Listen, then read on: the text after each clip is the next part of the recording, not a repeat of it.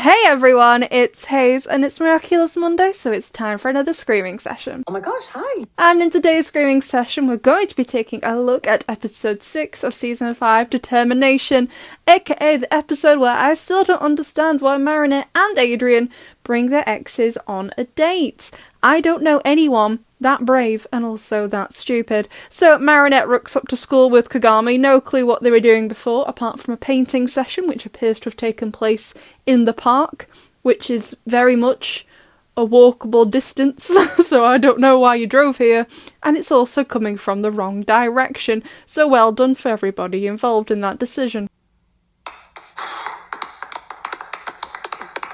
Although I really am surprised Kagami didn't say anything about Adrian's face here. He just looks constipated. Like, Kagami could explode, stood right there, right next to him, just spontaneously combust, and Adrian would have no idea. But to be fair, when has he ever known about anything? Ever. But this line is hilarious. Why did Marinette take off that fast? Because she doesn't take fencing class with us. Wonderful, thank you Kagami. Although I don't know why Adrian is totally clueless as to how to ask out a girl. I've lost track of how many times he's asked out Ladybug. Adrian, girly pop, you know how to do this. Stop pretending to be clueless. I know you do possess at least a handful of brain cells. At the boat, the kids are adamant that the contract is still going to come through, and I'll be honest, I forgot it was even a plot point because Bob Roth or Bob Ross, I don't know at this point, I just get them mixed up. But, like, he's just, like, super shady. I just, like, forgot it was a thing. But to be fair, I forgot most things that happened in season 3. I don't remember any of it. So after, Marinette answers the phone in Spanish, and Adrian says, You know, Marinette, a lot has happened in the last few months. Understatement of the century. I don't know how anyone would have survived this school year. I would have been asking my parents to immigrate to another continent after all of these shenanigans, assuming there's nothing else going on. Probably is. Anyway, so Adrian suggests to meet at the Grevin Museum, and I am, for the first time in my life, in full agreement with Kagami here. Ooh, no, bad location. He should have just said the sewers. That would have been, yes, very suspicious, but it's just a much better location in general. Also, side note, never take me to a wax museum, ever. I will break down crying in front of you. They freak me out. And also, did the kids have this confetti prepared? What is wrong with them all? Stop it. Get some help. So Adrian is going to town, defending his poor date location decision making to Kagami, and he's like, I fell in love with her there. And I'm like, Adrian, no you did not. You fell in love with her during the first umbrella scene, and then you realise those feelings many, many, many months later in Risk. I don't know why you're lying to us, mate. You're the only one who's looking silly here. And I just, can't believe you enjoyed the Puppeteer 2 scene. You're like the only person on this planet who did. So Marinette and Adrian both show up to the date with their ex. It's certainly a unique approach, not one I'd adopt. Not that I really have an ex to even try this with, but let's pretend I did, I still wouldn't bring him. Like, God no, these two understand social rules less than me, and I'm autistic, you know what I mean? But then Adrian says, Why is Marinette bringing Luca along? Is she still in love with him? Like, you brought your ex as well? Why are you asking? Why did you bring Kagami? God, someone give him a brain transplant, poor sunshine boy. He thinks they're together, let me give you a hug. Come here, bro. So they enter the museum and Veronique's like, oh, is there something up with the statue? And Marinette has, like, war flashbacks, which, no surprise, I would have been traumatised too. Plus, as well, the smile on this thing. It's a bit bloody weird, to be honest. So then Adrian says, Remember when you mistook me for a statue, Marinette? Ah, yeah, we all unfortunately do remember that. I don't need to be reminded of it. Makes me feel sick. And oh my god, the delivery of this line. You kissed me. I do not like it. At all. Although, to be fair, this whole time I was under the impression that she didn't kiss him. I just thought she got super close, like as close as possible to kissing someone without kissing them. I didn't actually think she did. Interesting. So Marinette is quite clearly trying to suppress this memory, and Luca clearly had no idea. He's like, oh my god, I'm sorry, you did what? Adrian's looking pretty satisfied with himself, whereas Kagami, it's not clear from this facial expression if she knew this before, but let's assume she didn't. She'd probably be like, yeah, that checks out for Marinette's behaviour.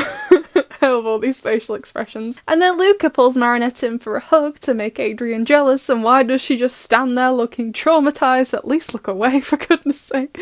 So then Adrian's like, I'd like to be where Luca is. So Kagami says, Then you should take his place. So new plan, we kidnapping Luca now. Got it, thanks Kagami. Downstairs, the mayor is being a whiny baby, trying to get the exhibit shut down due to there being no queen bee. And I'm like, mate, if only you'd known what had happened in episode 3 in here, then you could have got the whole place closed down as an active crime scene. You're like, oh. Kagami and Luca end up trapping Marinette and Adrian in the new exhibit. And you know, when I rewatched this, I was like, okay, so at this point, Kagami doesn't know, but Luca does know their identities. So, like, did he maybe not start panicking when the Akuma hit? Like, maybe I should go and open the door so they can transform and save the city. Or maybe Luca was just like, actually, you know what, I've had enough of this. Identity reveal time, baby, let's go. It's go time. Marinette tries to get out of the room and Adrian's just chilling. He does not care at all. I guess he really does like Marinette. Like, would you let her eat her if you started starving to death? Like, Kagami and Luca didn't discuss this. How long were you planning on leaving them in there? Were they going to be like, okay, you know, we'll give it a solid 24 hours. Hopefully they'll have kissed by that point. Adrian will have revealed his identity to get them out of there, or Marinette will have started to eat the statues. Like, was that the plan? Thankfully they make it out without anyone being eaten, and confront all the wax heroes, and oh my god, Rena Rouge, that look on your face, did someone steal all your cereal? But they were quick with that Bunnik statue, but also, how? I'm pretty sure no one actually saw teenage Bunnix. Actually, I don't know. So Wax, Rena Rouge and Vesperia attack, and you know, there's nothing more traumatising than seeing your favourite superheroes being sliced up. You know, just another fabulous day on this children's, emphasis on the children's TV show. Well, Ladybug and Cat Noir are slicing up all of their friends because, you know, screw age ratings, am I right? Manipula goes to City Hall and turns out Chloe was mayor all along. Yes, Daddy, no! Oh my god, Ivan, I know this isn't you, this is a wax version, my poor sweet child, but oh my god, actual murder was going to be committed in this episode. I kind of like it.